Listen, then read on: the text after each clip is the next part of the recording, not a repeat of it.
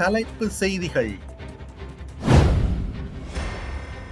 கையடக்க தொலைபேசிகளுக்கு வரும் குறுஞ்செய்திகள் தொடர்பில் எச்சரிக்கை. சர்வதேச நாணய நிதியத்திலிருந்து இலங்கைக்கு கிடைத்த பாராட்டு. சட்டமா அதிபரின் ஆலோசனை கிடைக்கும் வரை பிள்ளையானின் விளக்கமறியல் நீடிப்பு.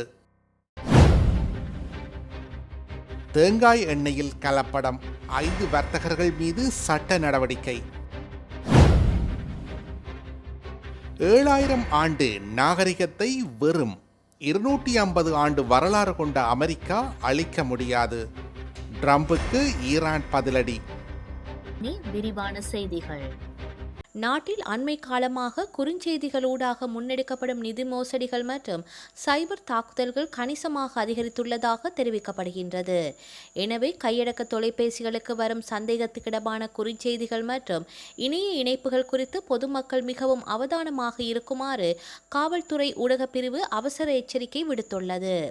இது குறித்து காவல்துறை வெளியிட்டுள்ள வழிகாட்டல்களில் குறிப்பிடப்பட்டுள்ளதாவது: உங்களுக்கு வரும் குறுஞ்செய்திகளில் உள்ள இணைய இணைப்புகளை கிளிக் செய்வதற்கு முன்னர் அதன் இறுதி பகுதியை நன்கு அவதானிக்க வேண்டும். குறிப்பாக NET, XYZ மற்றும் CC போன்ற வழமைக்கு மாறான முனைகளை கொண்ட இணைய இணைப்புகளை திறக்க வேண்டாம் என அறிவுறுத்தப்பட்டுள்ளது. இவ்வாறான இணைய முகவரிகள் பெரும்பாலும் தனிநபர் தரவுகளை திருடுவதற்கும் வங்கிக் கணக்குகளில் உள்ள பணத்தை மோசடி செய்வதற்கும் பயன்படுத்தப்படுகின்றன.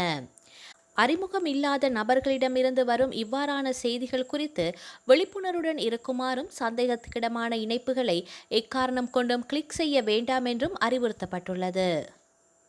இலங்கையில் தற்போது முன்னெடுக்கப்பட்டு வரும் பொருளாதார சீர்திருத்தங்கள் மற்றும் சர்வதேச நாணய நிதியத்தின் விரிவாக்கப்பட்ட கடன் வசதி திட்டத்தின் கீழ் எட்டப்பட்டுள்ள முன்னேற்றங்கள் குறித்து கலந்துரையாடுவதற்காக அந்த நிதியத்தின் பிரதிநிதிகள் குழுவினர் நேற்று ஜனாதிபதி அலுவலகத்தில் ஜனாதிபதி அனுரகுமார திசாநாயக்கவை சந்தித்தனர். தற்போதைய அரசாங்கத்தின் கீழ் இலங்கை எட்டியுள்ள பொருளாதார வளர்ச்சி இலக்குகள் முறையான வருமான முகாமைத்துவம் மற்றும் வெளிநாட்டு கையிருப்புகளை வலுப்படுத்தியமை ஆகியவற்றை சர்வதேச நாணய நிதியத்தின் பிரதிநிதிகள் பாராட்டியுள்ளனர். விரிவாக்கப்பட்ட கடன் வசதி திட்டத்தின் 5வது மற்றும் 6வது மறு ஆய்வுகளின் தற்போதைய நிலை குறித்தும் அண்மை கால பொருளாதார வளர்ச்சிகள் குறித்தும் இங்கு விரிவாக கலந்துரையாடப்பட்டது. மத்திய கிழக்கு போர் சூழலினால் ஏற்பட்டுள்ள எரிபொருள் விலை மற்றும் மின்சக்தி விநியோக பாதிப்புகளை முகாமைத்துவம் செய்ய அரசாங்கம் எடுத்துள்ள நடவடிக்கைகள் குறித்து ஜனாதிபதி விளக்கம் அளித்தார். பொதுமக்களுக்கு ஏற்படும் கஷ்டங்களை குறைக்க வேண்டியதன் அவசியத்தையும் அவர் இதன்போது வலியுறுத்தினார். இச்சந்திப்பில் சர்வதேச நாணய நிதியத்தின் இலங்கைக்கான தூதுக்குழுவின் தலைவர் இவான் பாப்பர் ஜோர்ஜியோ உள்ளிட்ட பிரதிநிதிகளும், இலங்கை அரசாங்கத்தின் சார்பில் அமைச்சர் கலாநிதி அனில் ஜயந்த பெர்னாண்டோ, மத்திய வங்கி ஆளுநர் கலாநிதி நந்தலால் வீரசிங்க உள்ளிட்ட அதிகாரிகளும் கலந்து கொண்டனர். வெளியூர் சவால்களுக்கு மத்தியிலும் எட்டப்பட்டுள்ள பொருளாதார ஸ்திரத்தன்மையை பேணிச் செல்வதற்காக அரசாங்கம் முன்னெடுக்கும் திட்டங்களுக்கு சர்வதேச நாணய நிதியத்தின் பிரதிநிதிகள் தமது வாழ்த்துக்களை தெரிவித்துள்ளனர். தடுப்பு காவல் உத்தரவின் கீழ் குற்றப்புலனாய்வு திணைக்களத்தின் பொறுப்பில் இருந்த முன்னாள் இராஜாங்க அமைச்சர் பிள்ளையான் என்ற சிவநேசத்துறை சந்திரகாந்தனை விளக்கமறியலில் வைக்குமாறு கல்கிசை நீதவான் நீதிமன்றம் நேற்று உத்தரவிட்டுள்ளது. 2006ஆம் ஆண்டு கிழக்கு மாகாண பல்கலைக்கழக உபவேந்தர் ஒருவர் காணாமல் போனவையின் தொடர்பில் மேற்கொள்ளப்பட்டு வரும் விசாரணைகள் குறித்து சட்டமா அதிபரின் ஆலோசனை கிடைக்கும் வரை இவ்வாறு அவர் விளக்கமறியலில் வைக்கப்பட்டுள்ளார். கல்முனை மற்றும் சாய்ந்தமருது பிரதேசங்களில் உணவுக்கு பயன்படுத்தப்படும் தேங்காய் எண்ணெயில் கலப்படம் செய்த 5 வியாபார நிலையங்களின் உரிமையாளர்கள் மீது சட்ட நடவடிக்கை எடுக்கப்பட்டுள்ளது.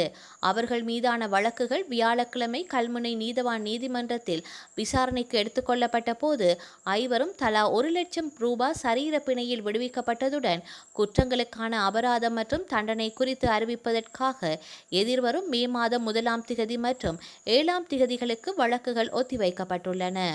அம்பாறை மாவட்ட நுகர்வோர் அலுவல்கள் அதிகார சபையின் புலனாய்வு உத்தியோகத்தர்கள் மேற்கொண்ட திடீர் சுற்றிவளைப்பு பரிசோதனையின் போது கல்முனை பிரதேசத்தில் 3 வியாபார நிலையங்களிலும் சாய்ந்தமருதில் 2 வியாபார நிலையங்களிலும் தேங்காய் எண்ணெயில் கலப்படம் செய்து விற்பனை செய்யப்பட்டு வந்தமை கண்டறியப்பட்டிருந்தது.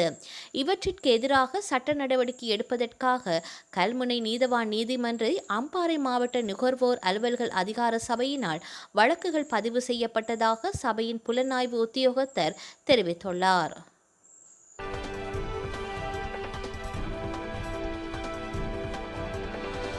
வெள்ளி மாளிகையில் பேசிய அமெரிக்க அதிபர் ட்ரம்ப், ஈரானின் ராணுவ வலிமை ஏற்கனவே சிதைக்கப்பட்டுவிட்டது.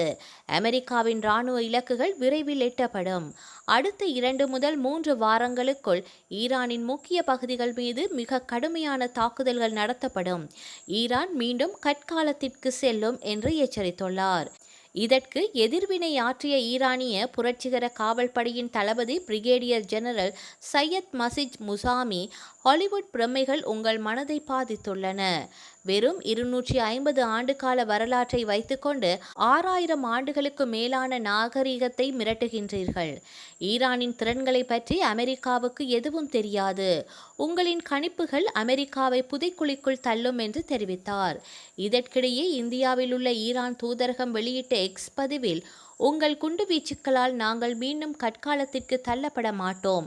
நாங்கள் 7000 ஆண்டு கால நாகரிக பாரம்பரியம் கொண்ட ஒரு தேசம். வரலாற்றுக்கு எங்களை நன்கு தெரியும். தெளிவாக தெரிவது இதுவே. குழந்தைகளை கொல்வதையும் மனித குலத்திற்கு எதிரான குற்றங்களை கற்காலத்திலிருந்து நவீன உலகிற்கு சுமந்து வந்தவர்கள் நீங்களே ஆவீர்கள் என்று தெரிவிக்கப்பட்டுள்ளது. மனிதர்கள் கடைசியாக நிலவுக்கு பயணம் செய்து அரை நூற்றாண்டிற்கும் மேலான நிலையில் நேற்று அதிகாலையில் 4 விண்வெளி வீரர்கள் விண்வெளி பயணத்தை தொடங்கியுள்ளனர். நாசாவின் விண்வெளி ஏவுதல் மையத்தின் மீது பயணித்த ஓரியன் விண்கலம் புளோரிடாவில் உள்ள கென்னடி விண்வெளி மையத்திலிருந்து விண்ணில் ஏவப்பட்டது. கிட்டத்தட்ட 50 ஆண்டுகளுக்கு பின்னர் மனிதர்கள் பயணிக்கும் நாசாவின் முதல் நிலவு பயணமான ஆர்டெமிஸ் 2 திட்டத்திற்கு ரீட் வைஸ்மன் தலைமை தாங்குகிறார்.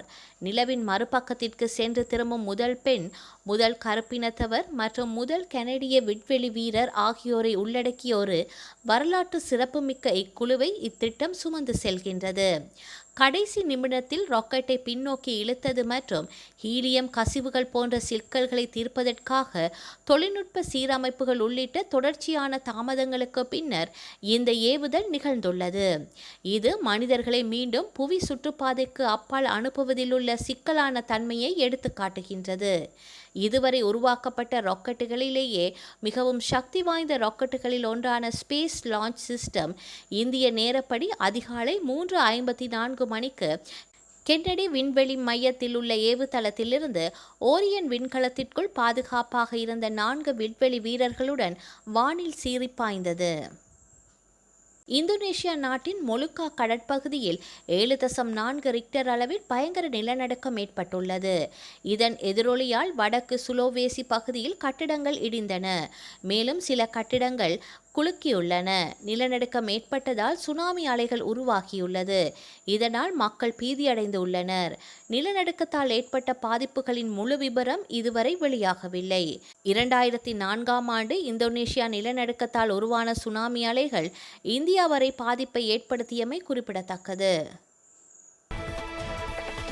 வரலாற்றில் இன்று